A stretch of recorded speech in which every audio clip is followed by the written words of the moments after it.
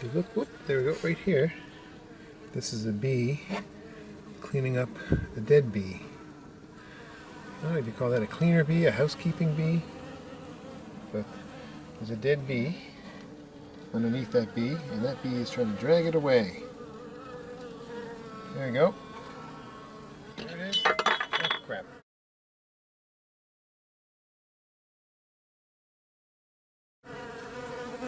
Oh, there it is. Where is it? There it is. So it's flying with a dead bee. And I'm just going to try to get a good hold of it and pick it up and drop it in the woods. You know, drop it away from the hive. Smart thing to do, because if the bee is diseased, you don't want that diseased bee inside the hive spreading disease. But it seems to be this bee's having some difficulty with that bee. Maybe that bee's still, but the dead bee isn't completely dead yet. I don't know. Oh, there we go. Let's see here. Yeah. Trying to get a good grip. Come on. There we go. We're going to try to fly. There it goes. There it goes. There it goes. There it goes. And gone. And it's flying, flying, flying, still flying. You can't see it, I know. But it's way over. It's on top of that tree right now. And I think it just dropped the dead bee. There you go. Let's see if we can get another one. A few dead bees down there, so they're probably going to clean up a few more. Let's see if they figure it out. No, some of them are. Maybe the bees need to be dead longer than. Maybe they got a fresh dead smell to them, or an old dead smell to them. But these you can see these bees sort of moving quickly from one dead bee to the next, looking for something to clean up. And what I'm doing, oh, see these bees down there, they're just sort of bumping into each other. This is trophallaxis. This is the exchanging of fluids between the bees to let them know who's who, spreading the queen's pheromones and everyone else's pheromones around, so they all smell the same.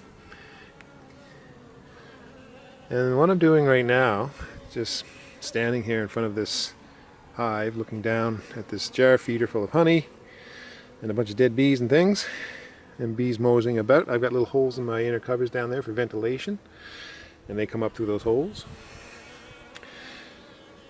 And so what I'm doing right now, we got another one. What I'm doing now, just standing here watching them, trying to figure out what they're doing. This is Beekeeping 101. I think this is the most basic thing a good beekeeper does. They just stand there and they watch the bees. And you look at it and try to figure what's going on. Half the time you don't know what they're doing, but oh, there we go. There's another one. There you go. Look at that. Whoops, crap. That was me. I gotta get rid of this stupid cover. There we go. Can you do it? Can she do it? There's a dead bee. Yeah. Trying to get a good grip. I guess they're holding on. She's holding on with the. I wonder what. Oh, whoop, whoop, whoop. It's a little bit wiggly, a little bit out of control there. Oh, where'd it go? Oh, there she is. Crawling up the side of the jar. And here we go. Here we go. Oh, gonna get it. Oh, almost got it. Is she gonna make it? No, tumble down. Look at that. Oh no. Come on, you got her. There she goes. Oh, almost got it. There we go. Come on, you can do it. There she is. And she's like, taking a breath. Yeah, I know they don't breathe, but close enough. Just go with it. They don't have lungs like normal, like us, but oh my god. Here we go. Anyway, this is it. This is beekeeping. I think good beekeepers, this is what they do, man. They just sit here and watch the bees. And you don't need to tell a good beekeeper what to do, because they just go and do it.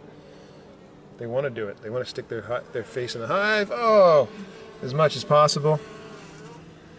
And I can tell a good beekeeper from a bad keeper pretty quickly. It's not hard to tell a good beekeeper from, oh my god, this is me almost knocking things over. Yeah, but you can tell the good beekeepers from the bad beekeepers, because the bad keepers don't. Anyway, here we go. This one's. Oh, come on! Look at the work, but look how long it takes. Look how dedicated these bees are to cleaning up. How long it takes to just how much energy they expend pulling out dead bees and other things. Oh, come on! You can do it. Oh, it's floating. Oh, it's hovering, I should say.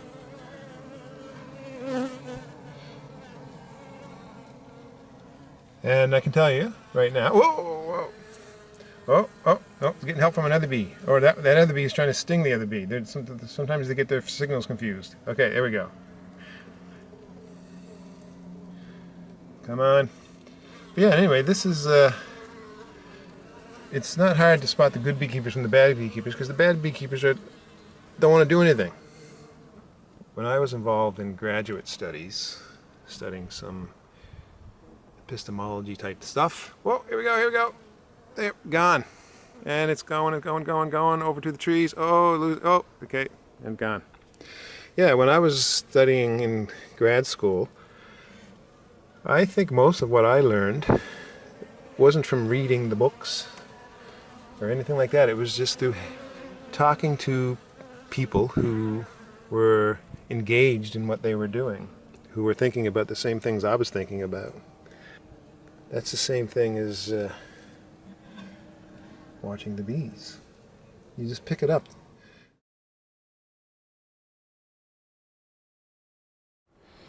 Alright, there we go. Pretty exciting. The non-beekeepers are looking at this and thinking it's pretty boring, because social media like TikTok and Instagram, they're not meant for paying close attention to anything. They don't provide the space to just be with the things that you want to absorb. So I'm going to save these bees a little trouble, and I'm going to pick up these dead bees and just flick them away. These dead bees, I'm not sure how they died. I know how that one died. That's an old bee. They're just, they don't have any fuzz left on their bodies. So they're all worn out. They're the last probably of the summer bees. And this hive happens to be, oh, here we go. Another. If you look, I don't know if you can get that in there, but you might be able to see the dead bee. It's got a shiny abdomen, and it's an old bee. And that's what it is. It's an old dead summer bee. And gotta go. Here we go. And so they're just cleaning out all the old dead bees that died inside the hive, or in this case died inside this space that I created for this jar feeder. Here we go. Again, this is boring, but if you're a good beekeeper, you really got a good natural aptitude for this thing. Let me tell you, this is gold. Look at this.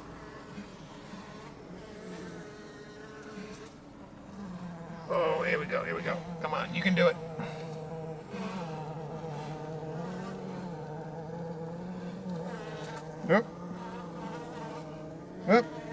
Up. Here we go.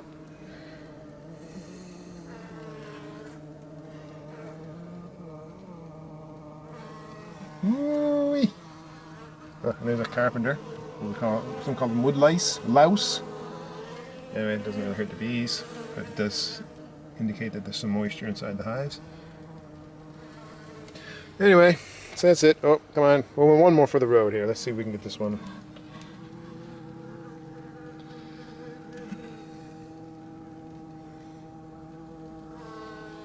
So yeah, this hive is just packed with bees. Didn't make much honey, but made a whole lot of baby bees.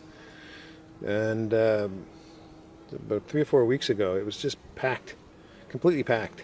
It still is. It's just busting loose. Like everywhere I go, there's just bees busting. There's just every frame is full of bees, and it's about 3 mediums high, so it's pretty good. This bee is half dead. I'm just gonna throw it away.